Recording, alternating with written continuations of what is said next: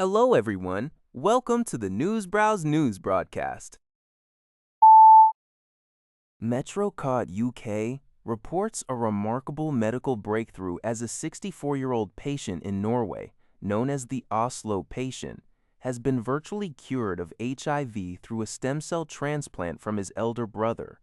The brother was found to carry the rare CCR5 gene mutation, which provides resistance to the virus. Diagnosed with HIV in 2006 and later with fatal blood cancer, the patient underwent the transplant in 2017. He has now been in remission for 5 years, stopping antiretroviral drugs 2 years post-procedure.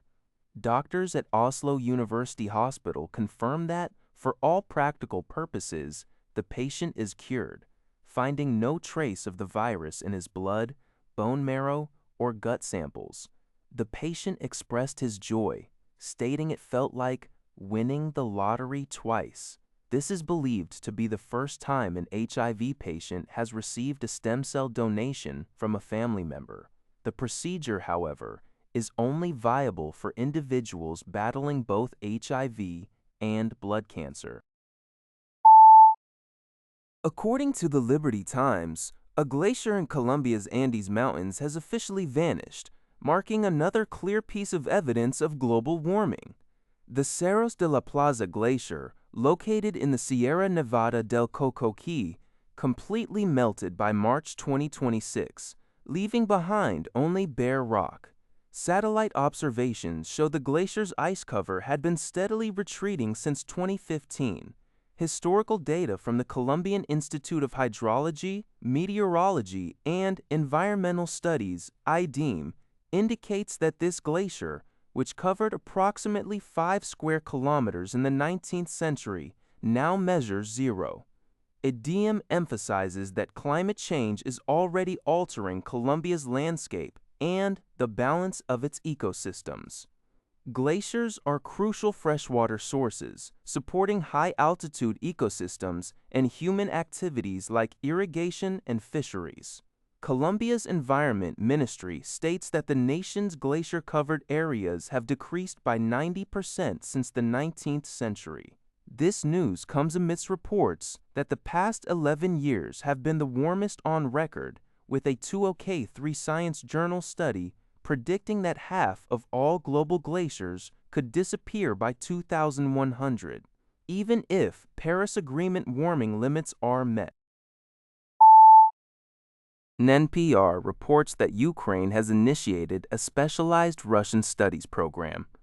This new academic effort is designed to foster a deeper understanding of its wartime adversary, Russia. The program focuses on political Russian studies, aiming to provide Ukrainian experts and strategists with comprehensive insights into the enemy's motivations, decision-making processes, and broader societal dynamics.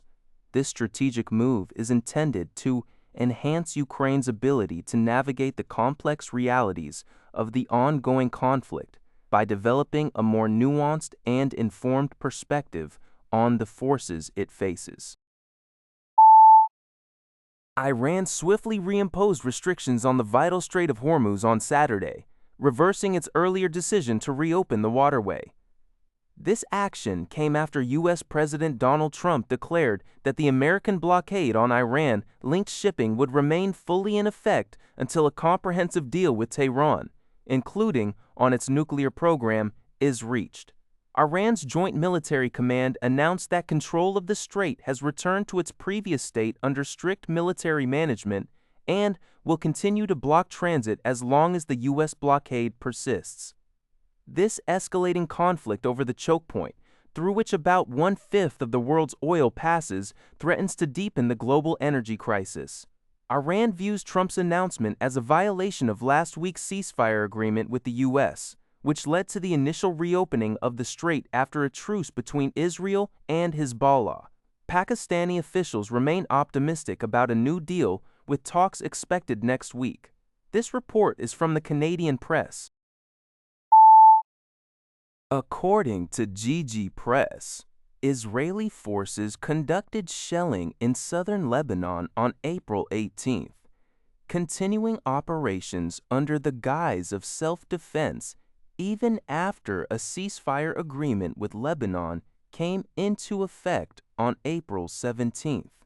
The ceasefire was mediated by U.S. President Donald Trump, who posted on social media on April 17th that he had forbidden Israel from attacking Lebanon, declaring, "Enough is enough."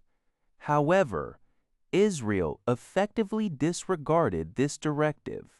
An Israeli intelligence source told U.S. news site Axios that the April 17 attack was a self-defense action to eliminate threats. Reports indicate that at least one person died in the April 17 attack, which occurred in areas near Bent Jbeil, a region Israel had previously targeted as a Hezbollah stronghold. Israeli officials reportedly conveyed to the U.S. their surprise and disagreement with Trump's public post, stating it contradicted the ceasefire agreement. That's all for this video. Thank you for watching. See you in the next video.